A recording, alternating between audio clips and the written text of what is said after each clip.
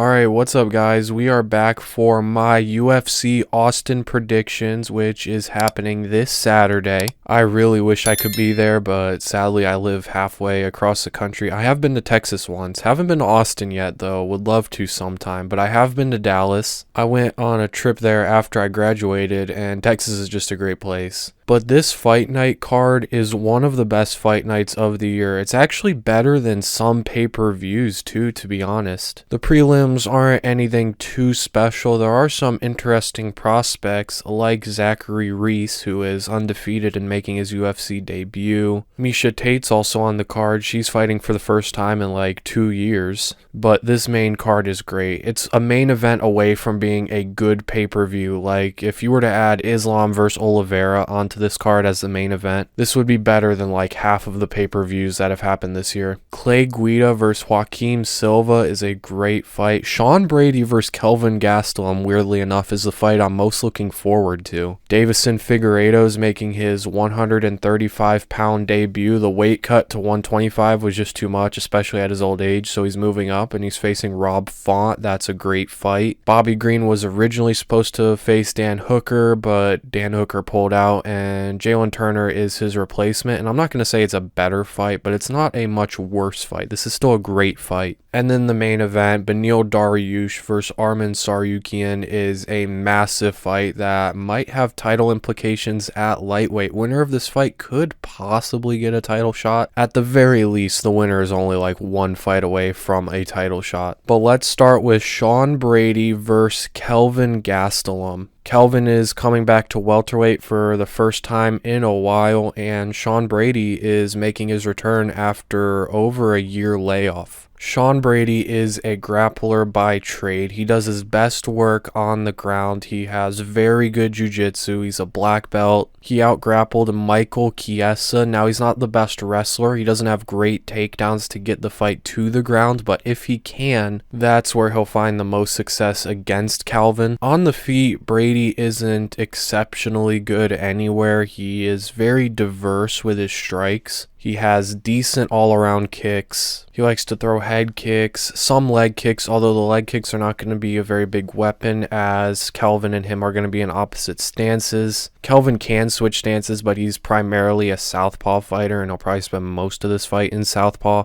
Brady doesn't have the best boxing. He has a very good left hook. That's probably his best punch, and he's sometimes a little too reliant on his left hook, where he'll try and counter everything with a left hook, which makes him a little too predictable, and on the feet he likes to brawl sometimes a little more than he should. Whereas Kelvin is more fluid on the feet. His boxing is more crisp, I would say, although he too can sometimes brawl a little more than he should. He has some decent kicks that could be a good weapon in this fight because they are in opposite stances. Although the leg kicks won't be as effective, he can switch up to the head kicks. Same thing for Sean Brady, but he is primarily a boxer, has very good footwork. He moves in and out of range super quickly.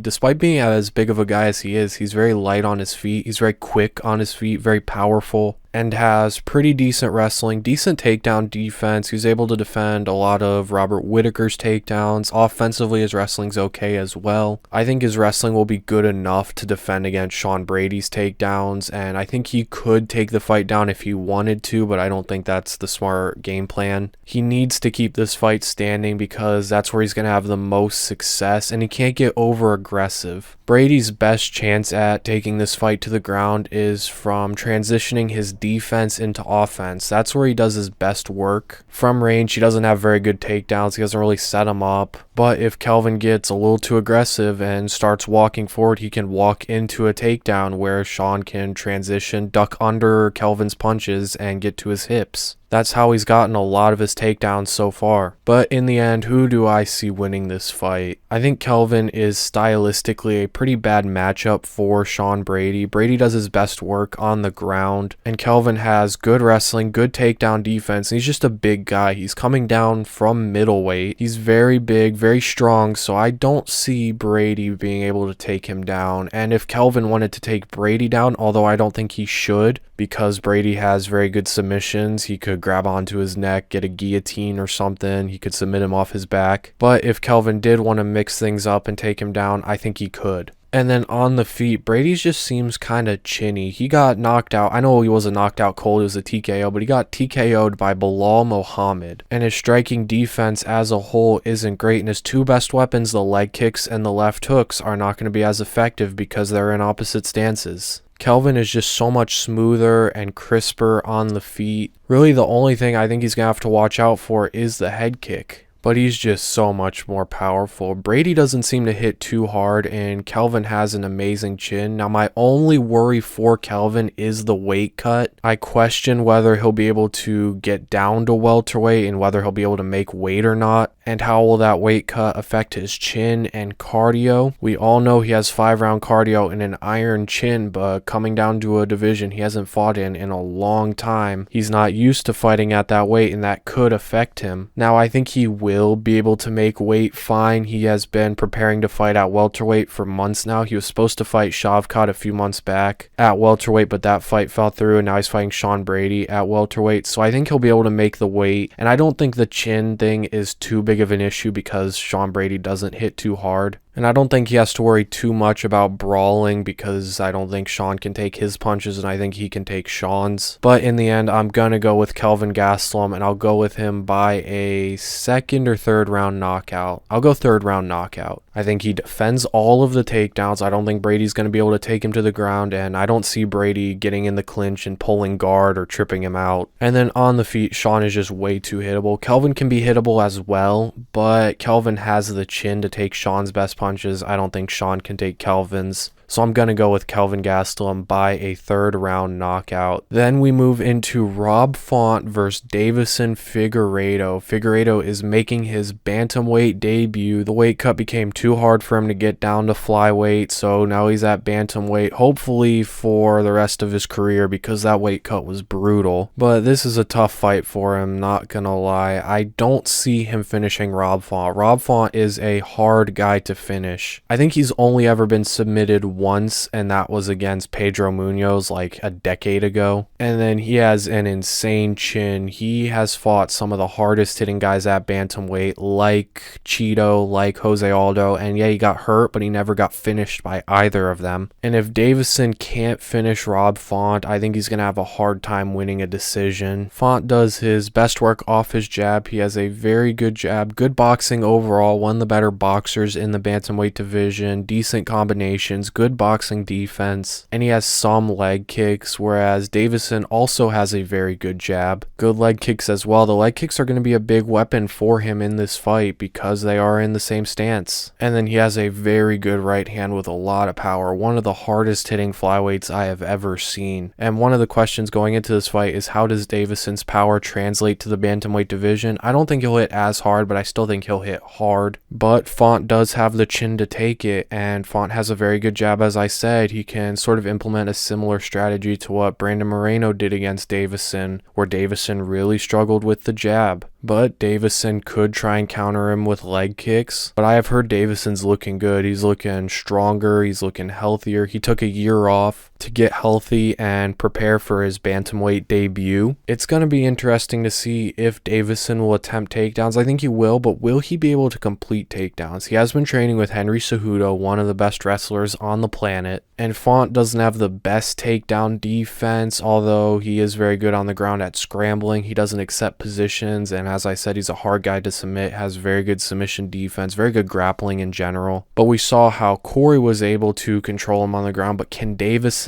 And how does Deiveson look moving up a division? This fight is competitive no matter where it is. On the feet, they're very competitive. On the ground, they're very competitive. I came in thinking I was going to pick Rob Font, but this is tough. I don't see Deiveson finishing Rob Font. His chin is too good. I think he can take Deiveson's best punches, and on the ground, I think he can defend the submissions if this fight goes to the ground. And if he can't finish Font, I don't know if he can win a decision. So I'm going to go with Rob Font. I'm going to go with him by a decision, 2-1 decision. I think Deiveson steals a round somewhere in there. This is a tough fight to pick, though. It's extremely competitive. But I think Font will be able to use his jab to his advantage, use his defense to defend Deiveson's punches. Where Rob Font really struggles is with the kicks, and outside of the leg kicks, kicks. Deiveson's kicks are not very good. Font struggles the most with like roundhouse kicks to the head and side kicks. He can struggle with leg kicks because of his stance, but at the same time, the leg kicks could be a good weapon against Deiveson. Font also does struggle with good wrestlers, but I don't know if Deiveson has the wrestling to take him down and keep him down, and Font has very good grappling, good at getting up from the bottom. But in the end, I just think Rob Font outboxes him. I think Deiveson will attempt some takedowns to mix it up, but I don't see him holding Font down for very long. So in the end, I'm going to go with Rob Font by decision. Very close fight though. And then we move into our co-main event. Jalin Turner takes on Bobby Green. Originally it was supposed to be Dan Hooker versus Bobby Green, but Hooker pulled out, and credit to Turner, he stepped in on like 2 weeks notice. So here's the thing, Jalin Turner accepted this fight on short notice. He has 2 weeks not only to prepare for Bobby Green, but to make weight. He had a full training camp against Dan Hooker and still did not make weight. He had a terrible weight cut. He is a huge lightweight. I heard he's walking around right now somewhere in the 180s, and he has to make it down to 155 in 2 weeks. He had a full training camp against Dan Hooker, and he still didn't make weight. And he had a really bad weight cut that really affected his chin, and it really affected his cardio. He was gassing out in the second round. Typically in fight camps, you're focused on your opponent first and then making weight second. But I can guarantee you right now, Jalin Turner is focused pretty much entirely on making weight and isn't focused nearly as much on his opponent, whereas Bobby Green's probably on weight and is just focused on beating Jalin Turner. On the flip side, Green also accepted this fight on short notice, and he has to completely change his training camp to a completely different fighter.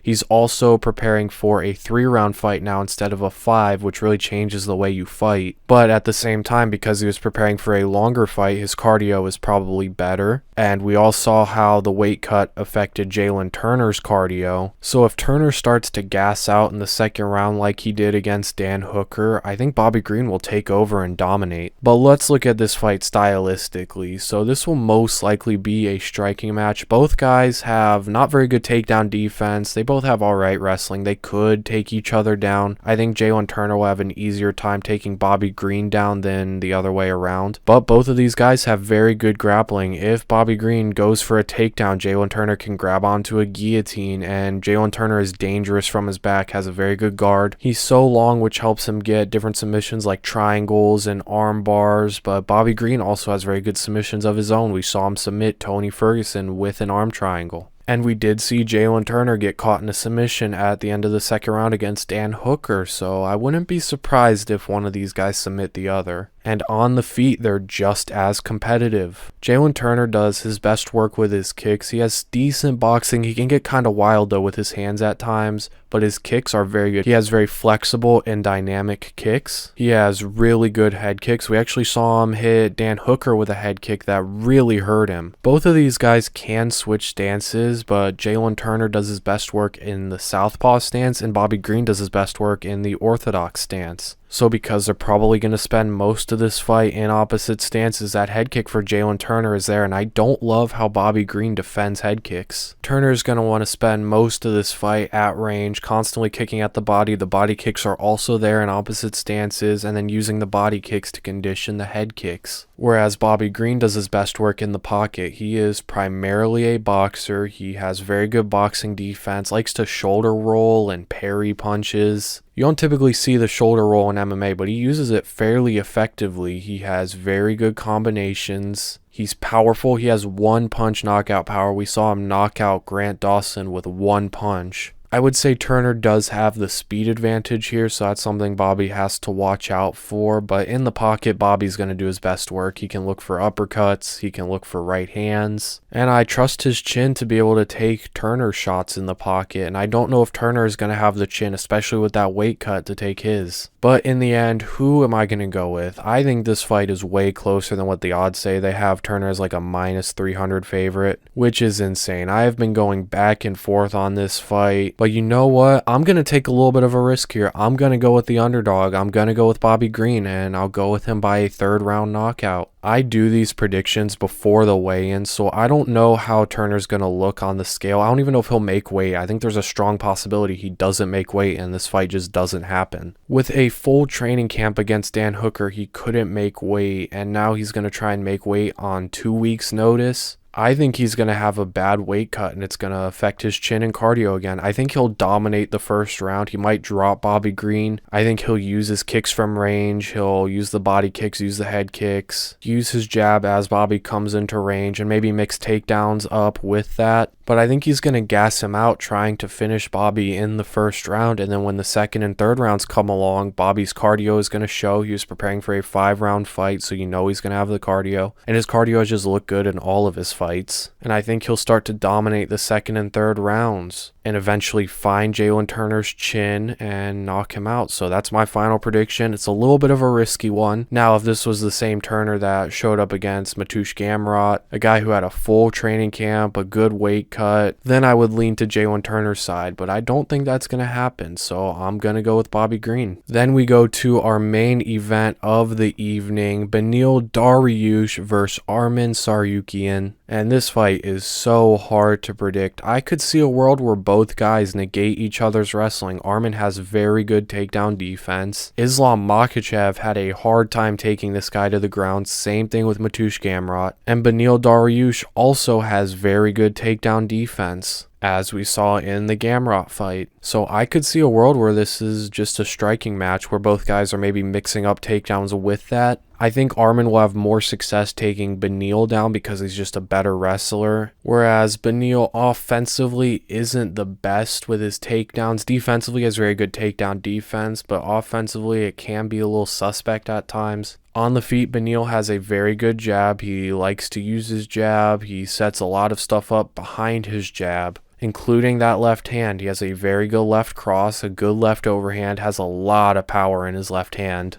And then he also has a very good round kick that he likes to throw to the body and the head. Arman, on the other hand, is a much more versatile striker, I would say. He does his best work with his kicks. His kicks are much better than his punches. He has very good back leg kicks, very good round kicks. But he does his best work with his lead leg kicks, actually. His lead leg kick to the head, his lead leg kick to the body, to the leg is very good. I would say it's better than his back leg. Now, he can get kind of wild with his hands at times. He has good boxing. I wouldn't say it's great. And defensively, he does get tagged at times. He got hit with a left hook in his last fight that really hurt him. And Beneil has a lot of power with his left hand. Now, Beneil is a southpaw and Joaquim Silva is an orthodox fighter, so it's not quite the same. But if Beneil can find his left hand, he could potentially hurt Arman. I think on the feet, Arman's going to want to spend most of this fight at kicking range. Because they are both in opposite stances, those head kicks and body kicks are there. Now, Beneil does have very good round kicks to the head and to the body, but so does Arman. I would say Arman has better kicks, more dynamic kicks, possibly more powerful as well. And he also has a lead leg kick that he can throw to the leg. And I don't like the way Beneil defends head kicks. We saw in the Charles Oliveira fight, he defended it with one hand and it got through and it hurt Beneil, which led to the finish. Now, I don't think Arman's kicks are as powerful as Charles's, but it's something to look out for. As I said, Dariush has a very good jab and he likes to set everything up off his jab, but his jab's not going to be as effective in this fight. Although Arman isn't the best at defending jabs, because they are in opposite stances, their lead hands are going to constantly clash, which is going to make it much harder for Beneil to land his jab and thus make it harder for Beneil to land his left hand because he likes to set up his left hand off his jab. I think this fight's really going to come down to who can control the outside foot position, because Beneil's going to have to set up that left hand. He's going to have to step to the outside of Arman's lead leg and then throw the left hand. But if Arman can control the outside foot position, Beneil's going to have a hard time landing his punches, going to have a hard time finding success, even with his kicks. And I think Arman has superior footwork to Beneil, and I think he'll be able to control the outside foot position better. Arman is also a superior wrestler. I think he will be able to take Beneil down, although Beneil does have have very good takedown defense. He's never fought a wrestler as good as Arman, but Beneil is very hard to keep down. He has very good grappling, probably the best grappler, pure grappler at least, Arman's ever fought, and the scrambles between these two is going to be insane. Arman has to watch out for the submissions of Beneil. Beneil has very good submissions,